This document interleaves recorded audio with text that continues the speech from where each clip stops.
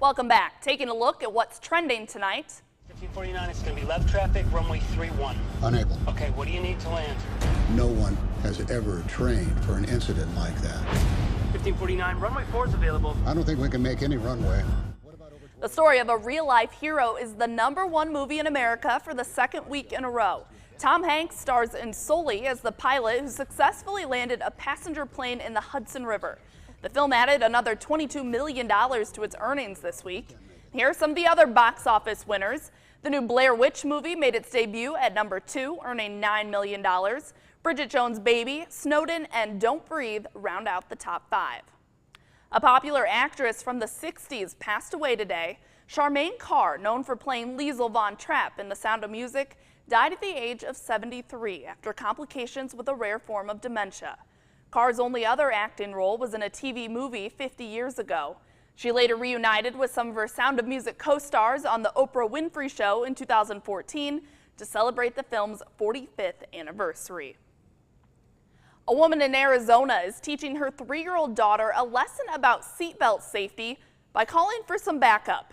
Michelle Fortin says her 3-year-old unbuckled her seatbelt during a ride home on Monday. Fortin then pulled over and explained to the girl why seatbelts are important.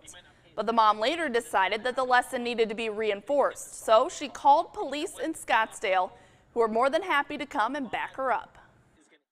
Yes, it was an extreme choice on my part to call the police, but I knew she was going to remember it. And I knew by hearing from a police officer who is a person of authority that my kids respect, I knew that was going to drive the point home. The strategy has worked so far. Michelle's daughter, Camille, promised the officers that she would always keep her seatbelt on. The University of New Hampshire has made a controversial investment. The school recently received a very generous donation, but some aren't happy with where that money's going. The $4 million gift came from a former university librarian who donated his estate to the school.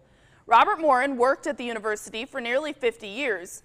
The school announced that it would use $1 million of his donation to buy a giant video board at their stadium, and that caused a bit of a stir. He did leave a small portion to the library, but beyond that, it was totally unrestricted. That money could go towards lowering the cost of education or maybe toward their capital drive for new STEM buildings.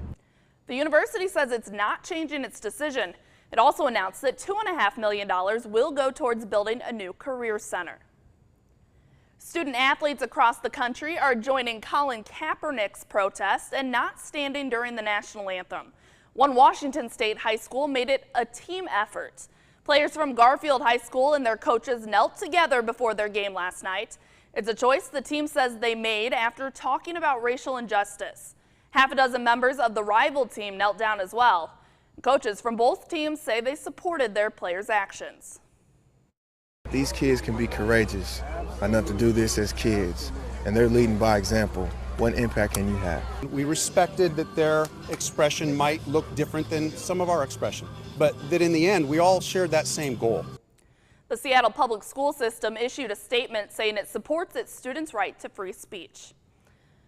Well, if you think having tattoos will prevent you from getting hired, think again. New research says having tattoos can actually land you a good job, especially for companies trying to present a younger image. Scientists at the University of St. Andrews showed potential employers pictures of people looking for work. The employers then rated those candidates based on how likely they would be to hire them. Job seekers with visible tattoos received a higher rating than those that had none, as long as the tattoos didn't have objectionable imagery. Still ahead on News 8, it's back to the drawing board. What Iowa and Illinois need to work on to get better after this weekend's losses. It's coming up next in sports.